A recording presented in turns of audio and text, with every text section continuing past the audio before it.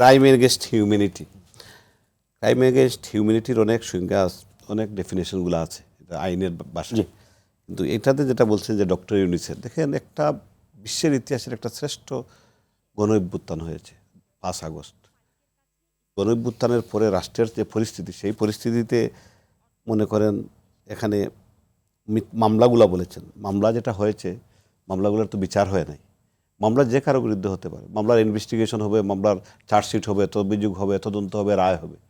এখানে যে crime against হিউম্যানিটির কিছু ঘটেছে আমি মনে করি সেটা ঘটে নাই।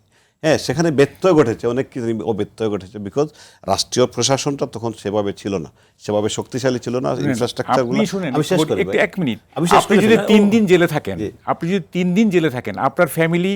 মাহবুব ভাই, আমি আমার শেষ করে দিই, আপনি কথা বলবেন, অসুবিধা নাই। এটা কিন্তু ক্রাইম এগেনস্ট হিউম্যানিটির পর্যায়ে পড়া আইনের সঙ্গে এটি আসলে অবশ্যই না।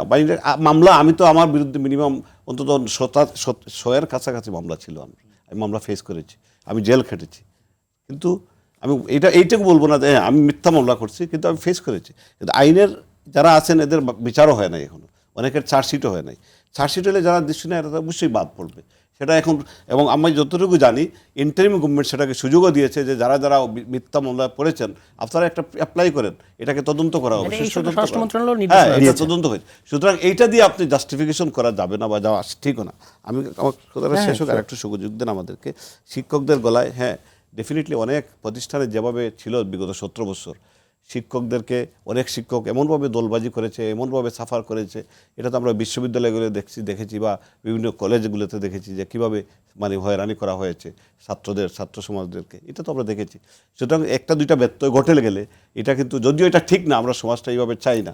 আমরা চাই একটা সুষ্ঠু সমাজ, একটা ভালো সমাজ, একটা জবাবদিহিতার সমাজ। কিন্তু একটা ব্যত্যয় ঘটে গেলে এটার জন্য যে ক্রাইম এগেনস্ট হিউম্যানিটি, সেটা আমরা মনে করছেন না।